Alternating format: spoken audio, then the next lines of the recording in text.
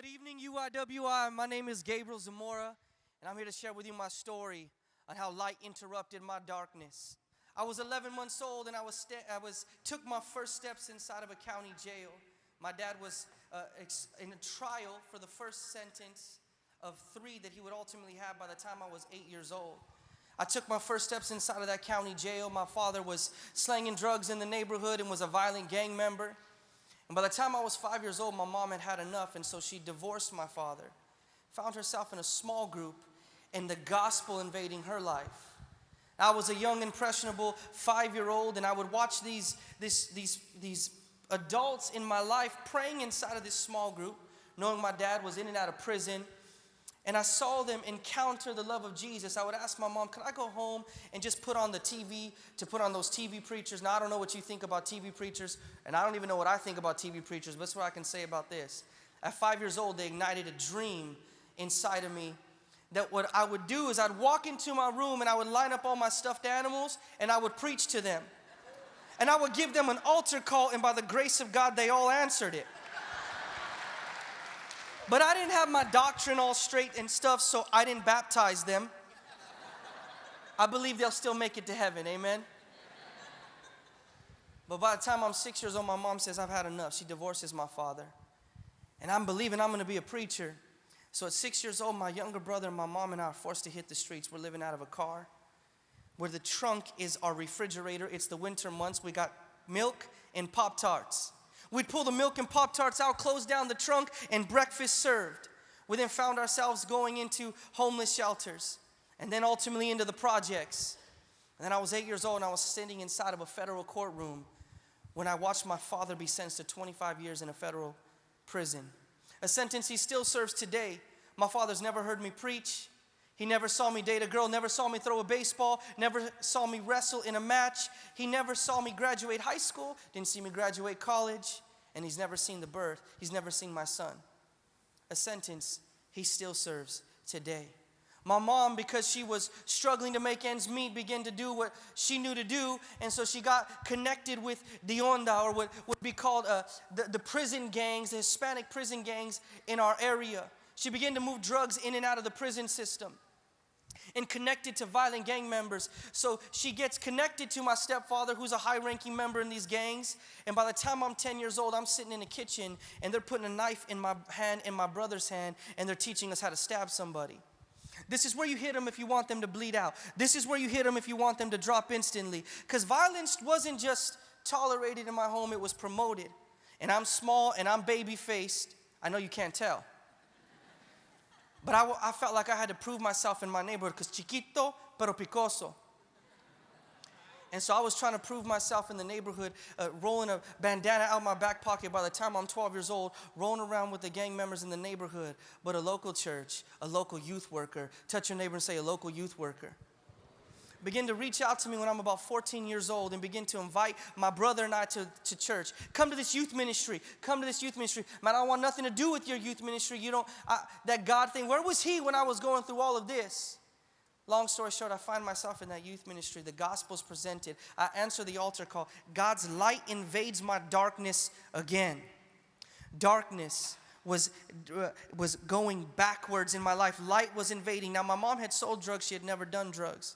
And I just gave my life to Jesus, and I'm excited about this Jesus thing. I have hope in salvation in the person of Jesus. I'm excited. And what had happened was my mom picked up a crack cocaine addiction. She had sold drugs, never done drugs. She moved on to meth. My stepfather's a heroin addict, and they began selling meth out of my home. So this is my high school years. They're selling meth out the front window. They're cooking it in the back shed. And I'm in my closet. I share a room with my brother, locked away, falling in love with the scriptures. Now, I didn't know how to exegete the passage. I didn't know proper context. I didn't know hermeneutics. I just knew Jesus loved me, and I wanted to know him, and I was in the midst of darkness. There was a young man back in a room, falling in love with the scriptures in a crack house. Now, God just didn't stop there. He didn't just invade my life with light. He ultimately let me become an agent of disruption. And it started with my family first. I met my wife when I was 18 years old. Her mom struggled with a heroin addiction, in and out of prison. Her dad's an alcoholic. We are the perfect recipe for dysfunction, but God.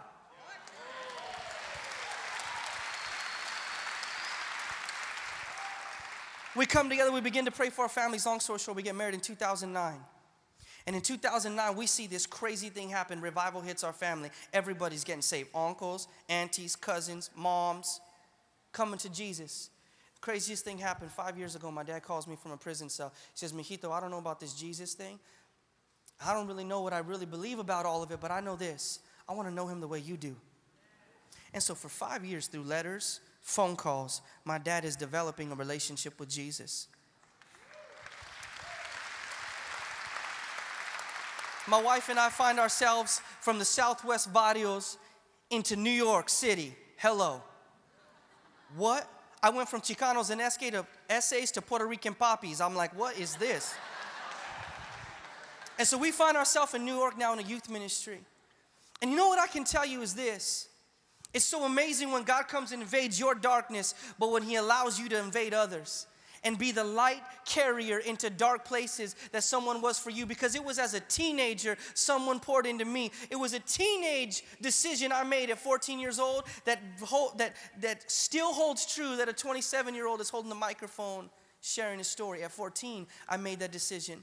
My wife and I, we have seen through faithfulness young people who their parents have OD'd, died on an overdose, find hope and salvation in Jesus. The students were busing in from the projects, begin to learn how to operate or relate to authority in a healthy manner, because we're not here to abuse them, we're just here to love them. It was as a teenager, someone did that for me. What you're doing is significant. What we are doing is significant. We can only outwardly display what we're first inwardly aware of. We carry the light. Darkness is so prevalent in our mind, and we are so aware of it because we have failed to keep realizing the light we carry. John chapter 1 verse 5. For the light did not comprehend it, one version says, or did not overcome it. My story, I hope, is this: hope for you. Do it again, God. Our story and what my wife and I are doing now is we're seeing him do it again. It's in the mundane, it's in the faithfulness, it's in the everyday consistency.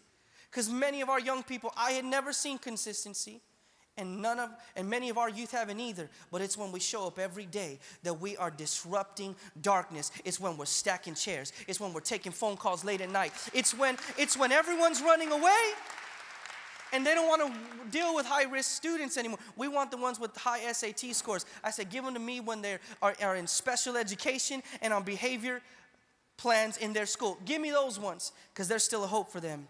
Light still disrupts darkness. We are agents of disruption. I love you all very much.